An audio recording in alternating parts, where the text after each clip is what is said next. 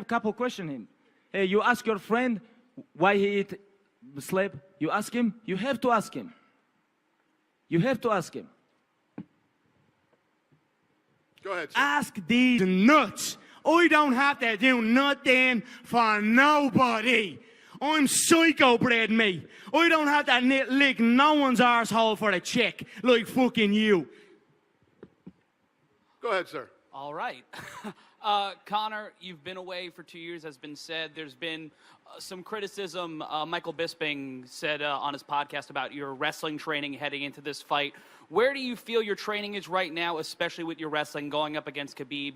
He's also been blasting your wrestling as well. I am very, very well coached.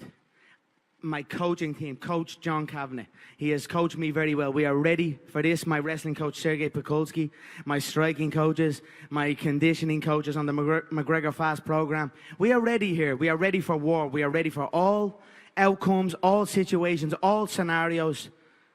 Supreme confidence you are looking at here. So we're going to go out and enjoy this contest on October 6th because, again, that's all I'm doing it for, because I fucking love it. Don't have to do it otherwise. It's just because I love it. That's it. You really think you're going to enjoy with me? I'm going to love it. Next question. Conor, you mentioned the money that you made from your boxing experience. Is there anything else from fighting Mayweather that you've been able to bring back to your MMA preparations? Of course. It was a great match, a great boxing match where I got to... you know, when you have a fight that long, 30 minutes, my longest contest that was, I learned some things, of course. You take with you from every fight, you learn and grow. So I was very happy with the experience as a whole.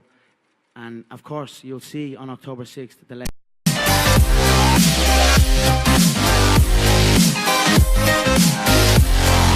suffocating, I'm waiting and always hesitating. Kryptonite desires set my heart afire. Heart on fire. Set my heart afire.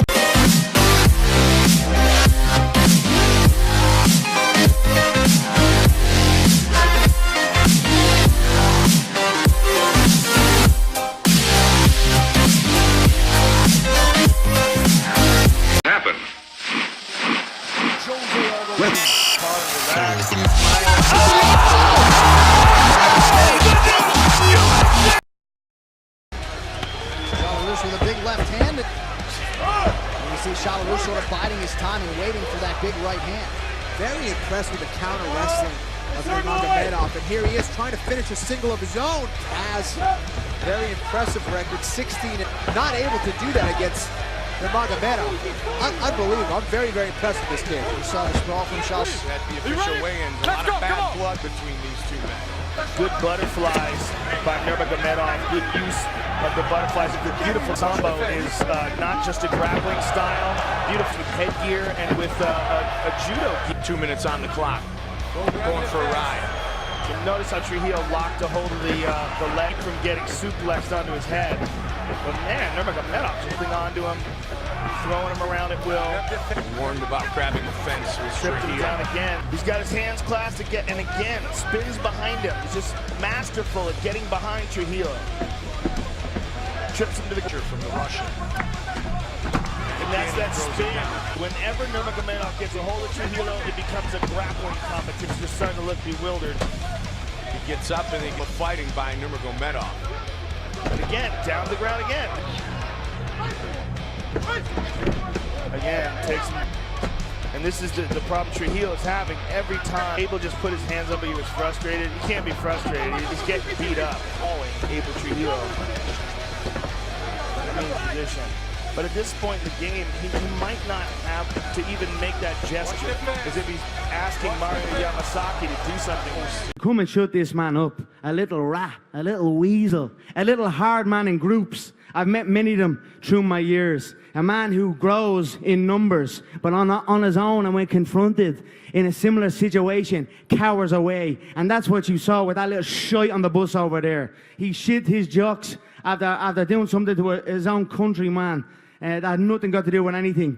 And that's it. I came back for the love of fighting and the love of war. And this, I am going to truly, truly love putting a bad beating on this little glass jaw rat. Khabib, there was a time where you and Conor were pretty cordial with each other, almost friendly. Fanboy. The man was a fanboy. He bought T-shirts of mine. He fucking supported the cause. You remember that? You little fanboy. You little fanboy bitch. He bought T-shirts to support the cause. Nothing but respect. And then over on his neck of the woods, a man involved in something who's now in prison. But Vladimir Putin locked him up for embezzling 150 million worth of money from the Russian people. Started to invest and pump money into his gym. So he started to grow in power. Started to gain this false power and started thinking he was a little hard man, tough guy. Then shit hit the fan with your man. He gets locked up and now there's not a bean left. And now here I am to put the nail in the coffin. That's how it began. He was a fanboy. Thought he was a little hard man after a while with some money, like many people do. Money and numbers. Now the money's gone. The numbers are still there, but trust me, his own countrymen, his own people that he's turned his back on, they want to see him gone too. And I am going to do it in the name of the Russian people. Khabib, do you have any response to what Conor just said? This is everything what I expect. In terms of what did you expect? Like what The truth. Because that's all I talk. What are you talking about? That's all I talk. Truth. I'm come here for smash this guy. I don't want to talk. Issued a warning to you saying that Conor doesn't fear anyone. What do you say to Floyd Mayweather? I am the Floyd Mayweather in MMA. Shut your mouth, mate. You're a dirt box. You're absolutely dirt. You just sit. Your last fight was embarrassing. Your last fight was embarrassing. I am most We were active. laughing in the Brooklyn lockup. I'm not underestimating Here's a this goggle guy. for you, Dana. Proper 12. I am not Proper underestimating 12 on me. this guy. Hang tight. And when I go to the cage, just let me go. I'm gonna go like my last fight. Happy birthday. Like the bus. I don't drink. Why don't you drink? I don't drink. Why don't you drink? I never drink. I'll tell you some buzz at parties. I never drink. You're mad backwards. You're I never dead when I drink. get my hands on you. Do you hear me? I never. You're dead. I never drink this I'll shit. drink it. Me and the Irish and, Boston animal, Dana White, the OG of the fight game. He'll sup this bad boy. I think it's gonna be long night for him. Right. It's gonna be long night. Yes. For him. He knows this. Lord, save me. That's He knows tasty. this. He knows this. Conor, a question for you. Fill in the blank. Conor I'll McGregor. drink his. Conor McGregor is going to blank Khabib when you guys meet each other. Fuckers. I mean, look, you see what he did to Eddie Alvarez. But what about Nurmagomedov? That guy's special. Nurmagomedov is special. Like, Jesus fucking Christ, that would be a giant fight. That might be one of the biggest MMA fights ever to make. But the question is, can Conor catch him? And if Conor can catch him, look, Conor can knock anybody out. But Khabib's wrestling is not just a level above everybody else, but multiple levels. He's a scary dude, man. Just throws dudes around.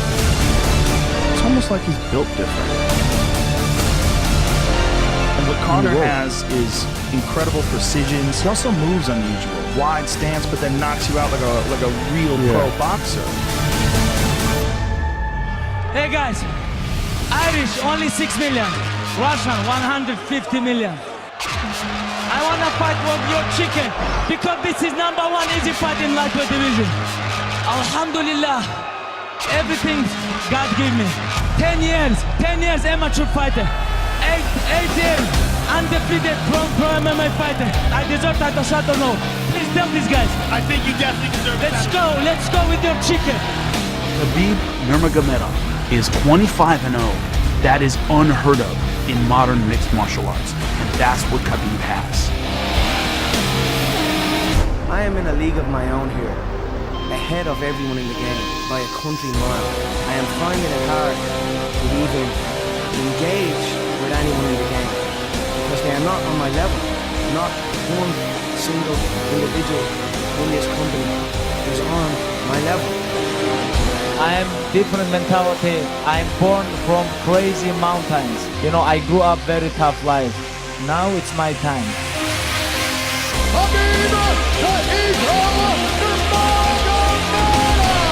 I'm UFC fighter, you know, send me a location.